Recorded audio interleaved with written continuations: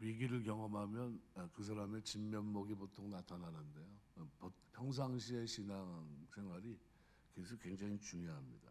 위기 때 그 모습이 나옵니다. 그래서 위기 속에서는 오늘 본문 22절 기록한 대로 남을 원망하지 말아야 됩니다. 이 르우벤은 형제들을 향해서 요셉에게 죄를 짓지 말라고 했는데 왜 말을 그때 안 들어서 자신들에게 이 보응이 임하게 했는지 이걸 이제 뒤늦게 얘기합니다. 르우벤은 현재 위기를 형제들의 잘못으로 돌리고 있는 겁니다. 그때 내 말 들었으면 문제가 없었는데 이런 낭패를 경험하게 하냐는 거죠. 창세기 37장 21절 22절 기록대로 형제들이 요셉을 죽이려고 했을 때 그는 그 요셉을 구하기 위해서 임시방편으로 구덩이에 던지자 제안했던 사람입니다. 그러나 요셉이 애굽에 팔려가는 일에 있어서는 그 또한 책임을 면할 수 없는 겁니다. 그래서 왜냐하면 형제들의 이 악행을 적극적으로 만류하지 못하였기 때문입니다. 그러므로 르우벤이 현재 위기 속에서 그 책임을 다른 형제들에게 묻는 것은 합당치 못한 행위입니다. 이처럼 어리석은 사람들은 어려운 일이 닥치면 자기의 책임을 회피하고 다른 사람들을 탓하기 일쑤입니다. 그러나 지혜로운 사람은 다른 사람을 탓하기 이전에 자기의 잘못을 돌아보고 그리고 그것을 인정할 수밖에 없습니다. 욥은 위기를 경험했지만 원망하지 않았습니다. 어떤 환경 속에 있어도 우리가 절대로 원망하지 말아야 됩니다. 예레미야가 3장 39절 보면 살아있는 사람은 자기 죄로 벌을 받나니 어찌 원망하랴 그랬습니다. 우리가 신앙생활하면서 절대 원망하지 않게 되시길 주의 이름으로 축원합니다. 잘 되면 내 탓, 그리고 못 되면 부모 탓하면서 부모님 원망하고 막 그러는 자녀들도 있습니다. 그때 내가 했는데 이렇게 얘기하고 야고보서 5장 9절 보면 형제들아 서로 원망하지 말라 그리하여야 심판을 면하리라 보라 심판주가 문 밖에 서 계시니라. 그러니까 우리가 원망하지 말아야 됩니다. 자꾸 신앙생활하면서 원망하면 실족할 수밖에 없습니다. 고린도전서 10장 10절 말씀에 보면 이렇게 말씀합니다.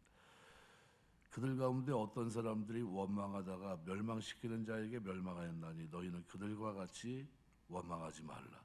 그들에게 일어난 이런 일은 본보기가 되고 또한 말세를 만난 우리를 깨우치기 위하여 기록되었느니라.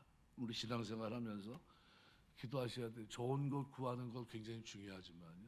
신앙 안에서 믿음 안에서 하나님과 동행하면서 원망하지 않는 것 이런 틀을 가지고 있는 것은 더 복됩니다.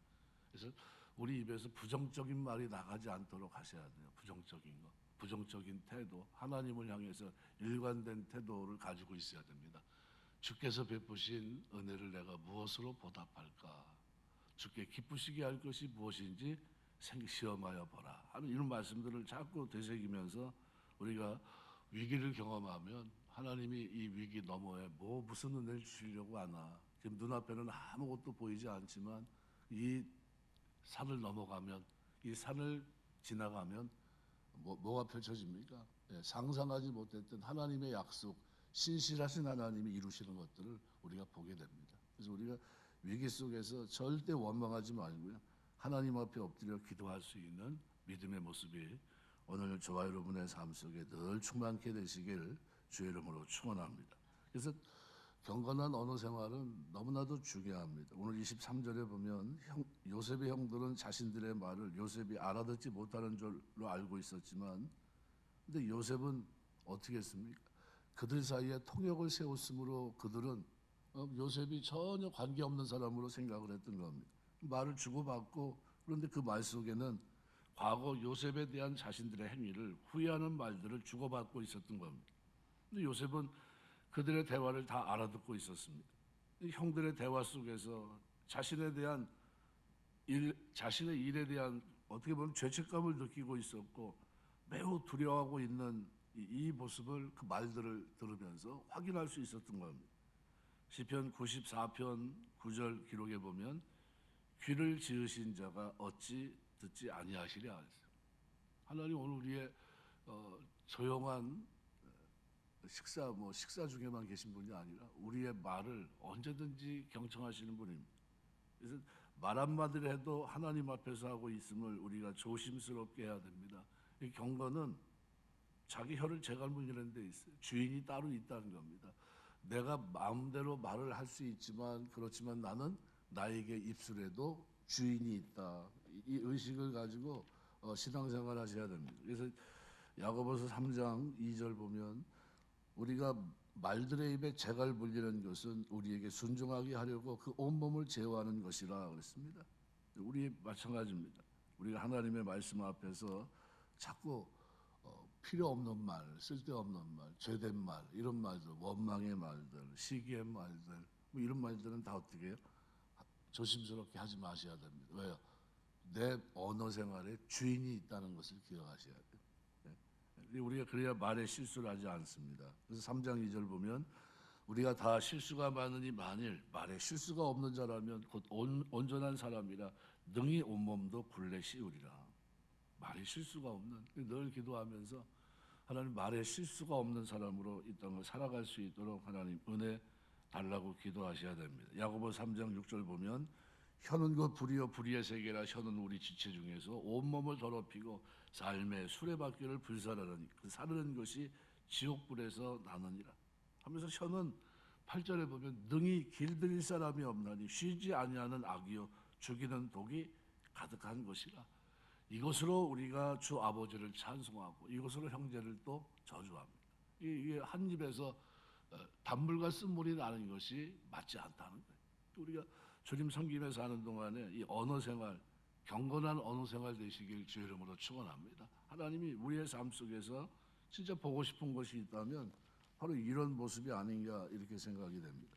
디모데 말씀에도 디도서 말씀에 보면 2장 8절 말씀에 이렇게 말씀합니다.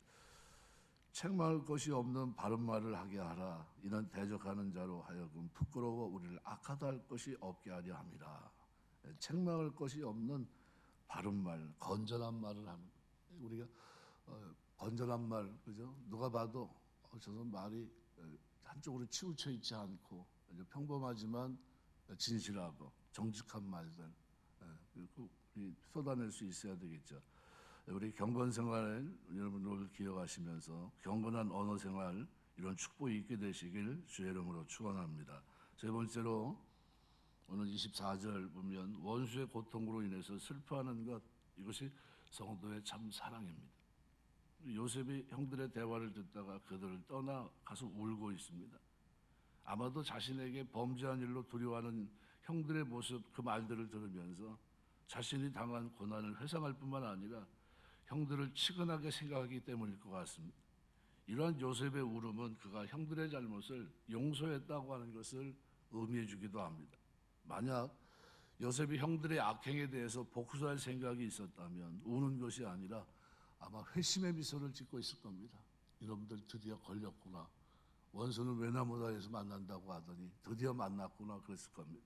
근데 원수가 자신에게 범죄한 일 때문에 두려워 떨고 있다면 그보다 통쾌한 일이 어디 있겠습니까? 근데 사람들은 일반적으로 원수의 고통 속에서 쾌감을 느끼기 마련입니다.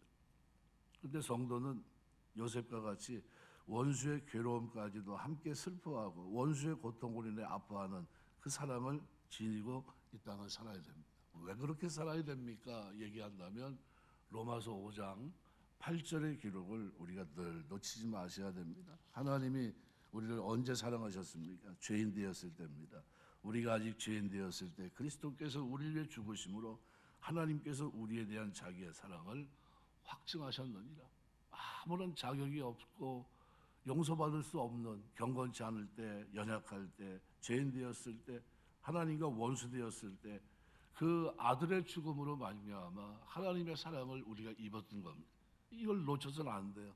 우리가 왜 이 땅에 살면서 나에게 힘들게 한 그 원수 같은 사람들을 위해서 우리가 왜 기도합니까?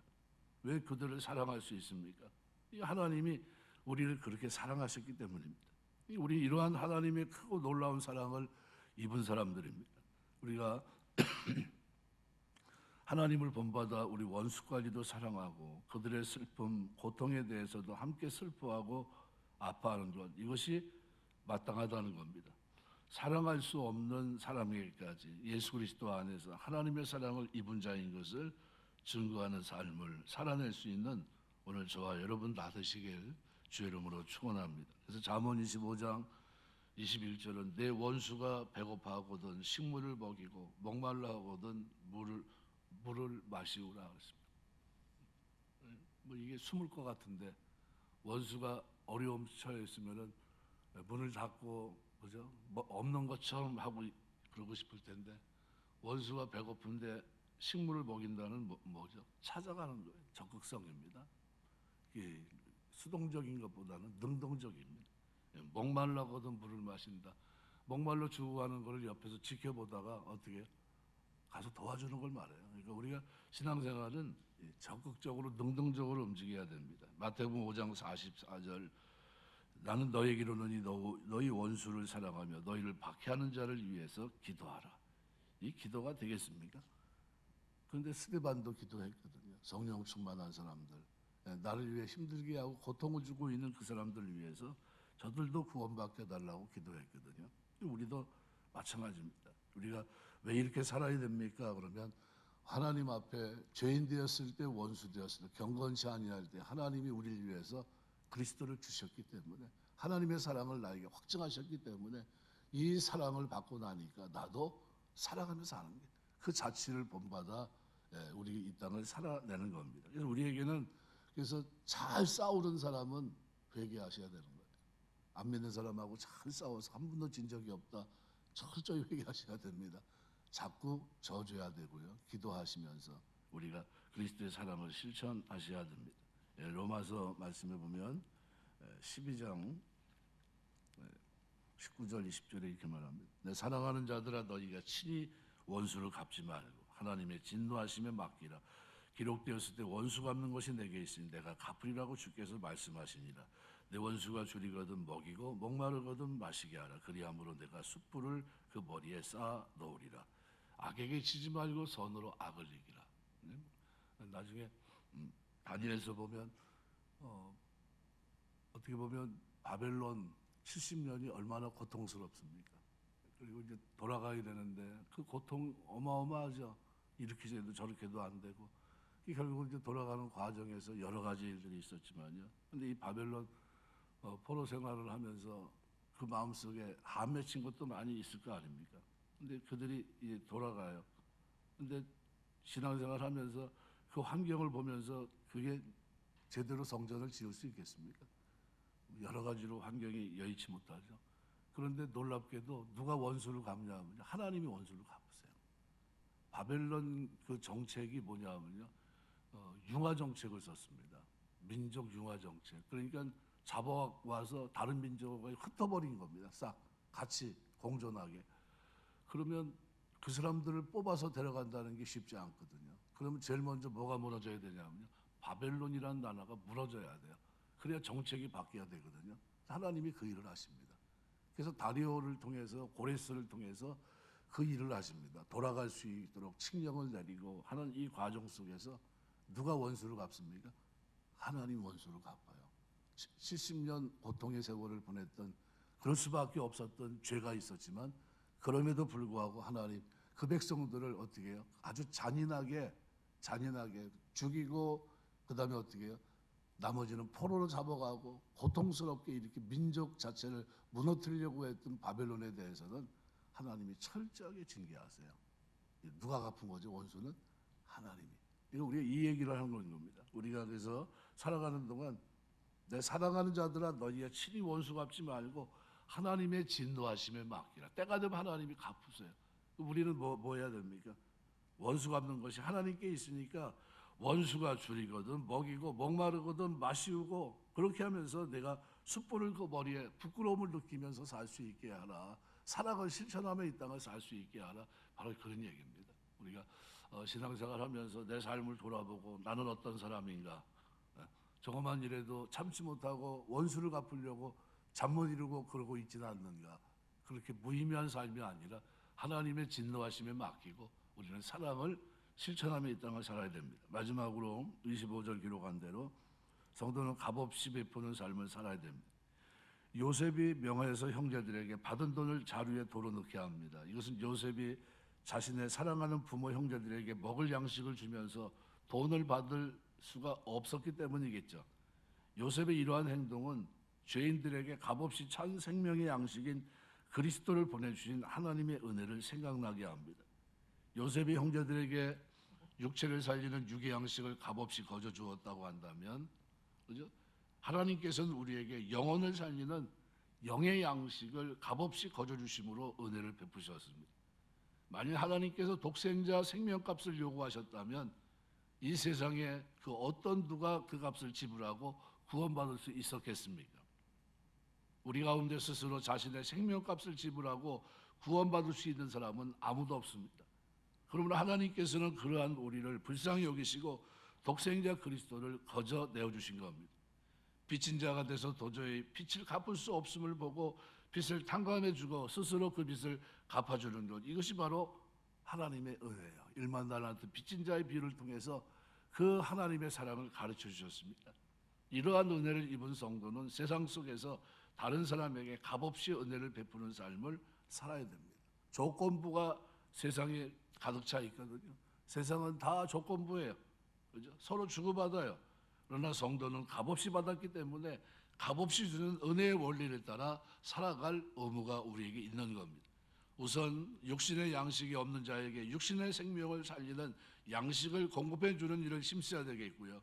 아울러 그들의 영혼을 살리기 위해서는 영의 양식인 그리스도의 복음을 전해주는 일에 힘써야 됩니다. 그래서 교회는 복음과 구제, 그래서 힘썼던 거예요. 없는 자, 배고픈 자에게 먹을 것을, 영혼이 줄인 자에게 복음을, 이것이 우리가 해야 됩니다. 시편 112편 5절 기록한 대로 은혜를 베풀며 꼬이는 자는 잘 되나니 그 일을 공의로 하리로다 그랬습니다. 말씀을 맺겠습니다. 신앙생활 하면서 위기 속에서 다른 사람 원망하지 않게 되시길 주의 이름으로 축원합니다. 하나님 앞에서 언어 생활을 해야 되고요. 원수가 고통으로 인해 슬퍼하는 것, 그죠? 원수 때문에 내가 괴로움 가지고 기도할 수 있는 것, 이것이 성도의 참 사랑입니다. 성도는 값없이 베푸는 삶을 살아야 되는데 이유가 어디 있습니까? 하나님이 우리에게 그 큰 은혜를 베푸셨기 때문입니다. 이 은혜 속에 있다는 사실에 감사하시고요. 살아가면서 우리가 없는 자에게는 먹을 양식을, 그리고 영혼을 살리기 위해서는 복음을 전해주는 일에 게으르지 않는 저와 여러분 다 되시길 주의 이름으로 축원합니다. 기도하겠습니다.